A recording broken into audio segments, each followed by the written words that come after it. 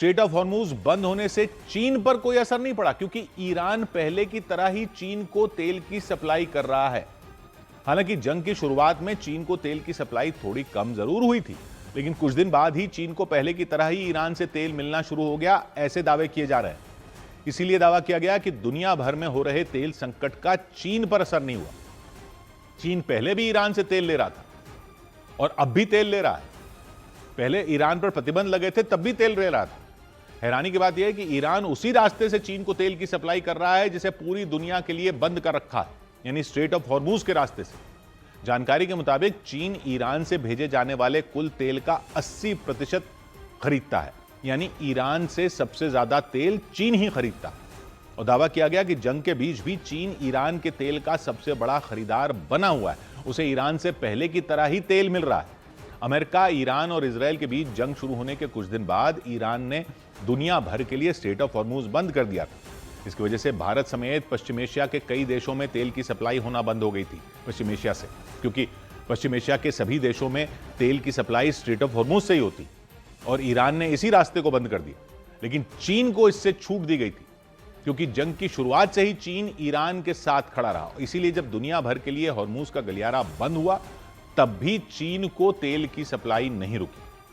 दावा यह किया गया कि जंग के बाद ईरान चीन को करीब 1,17,00,000 बैरल तेल भेज चुका है, यानी जंग से पहले भी और जंग के बाद भी चीन ही ईरान के तेल का सबसे बड़ा खरीदार बना हुआ है और उसे बिना किसी रुकावट के ईरान से तेल मिलता रहा।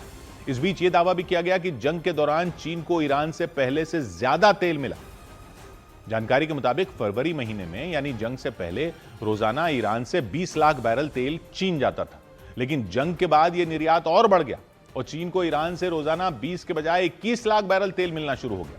यानी जहां एक तरफ पूरी दुनिया में तेल के संकट की वजह से हाहाकार मचा हुआ है, वहीं दूसरी तरफ चीन तेल का स्टॉक और जमा कर रहा है। दावा किया गया कि चीन के पास करीब 150 करोड़ बैरल तेल का स्टॉक है और इस स्टॉक को भरने में चीन पिछले 20 साल से लगा हुआ है। अनुमान लगाया गया कि अगर कभी चीन में तेल की सप्लाई बंद हुई, तब भी वो 100 दिन तक तेल की जरूरतों को पूरा कर सकता है। उधर दावा किया गया कि दुश्मन की कमर तोड़ने के लिए ईरान रूस के नक्शे कदम पर युद्ध को आगे बढ़ा रहा है, क्योंकि जिस तरह से रूस ने यूक्रेन को आर्थिक रूप से नुकसान पहुंचाने के लिए काला सागर का इस्तेमाल किया था, ठीक उसी तरह इस युद्ध में ईरान स्ट्रेट ऑफ हॉर्मूज का इस्तेमाल कर रहा है। ईरान की रणनीति वैसी ही है जैसी यूक्रेन के खिलाफ रूस ने अपनाई थी। रूस ने यूक्रेन के खिलाफ काला सागर को एक हथियार की तरह इस्तेमाल किया था।